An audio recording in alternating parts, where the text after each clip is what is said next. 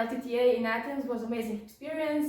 We had such a lovely time. We had a chance to meet other local youth councils and to share our practices, to learn from each other, also to learn about their culture, their languages, and what did they do.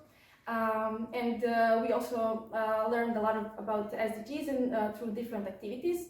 And we, as Arka, we presented the activity about SDG 5, gender equality, where they all got into role playing. They all got the roles, female, male, and different ages, and they will all part of the company, employees in my company. I got to be their boss and to tell them that they have to do one job.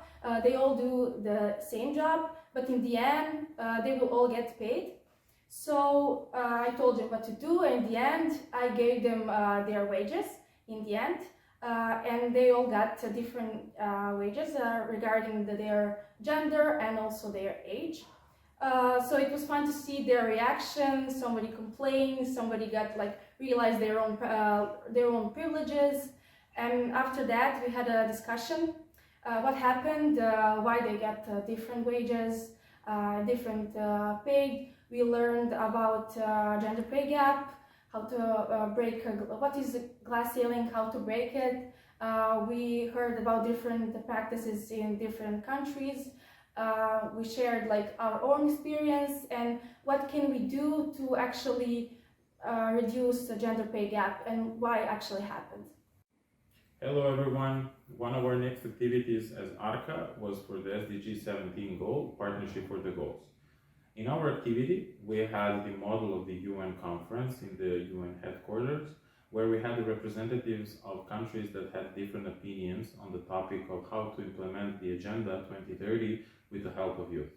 We had the representatives of liberal countries, conservative countries, we have the representatives of private sector, but also what is really important is that we showed that we had the participants from the youth sector, and we wanted to amplify how important it is to hear the voice of youth when it comes to this very important topic. They had the opportunity to present their impressions, to present their statements, and also all of the countries, and of course with the private sector and the youth sector, they had the chance to say what is important to them and what is important in how to implement the agenda, but also to take care in how it is important to reflect that on young people and how it should reflect in the future, especially in the next 7 years, where we'll in 2030 we will have our final year for the implementation of the agenda and how we actually want to see the world in these 7 years.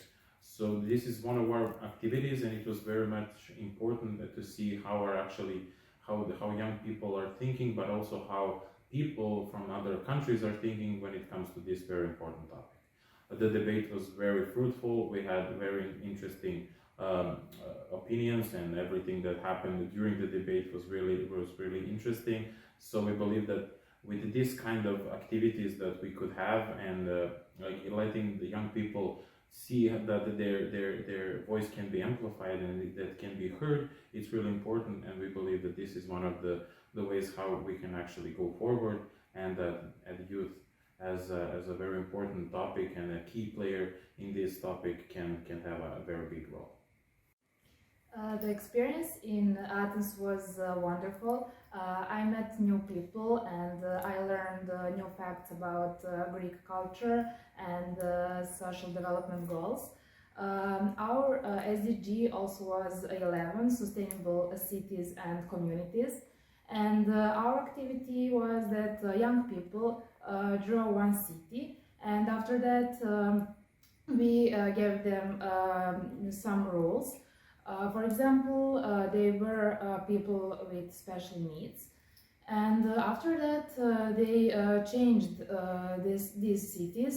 For example, they add some new things, how they can help to people with special needs. And after that, at the end, we have a discussion, and we know that we live in the same city, but our lives are so different, And now we know how we can change something in our city to help people with special needs.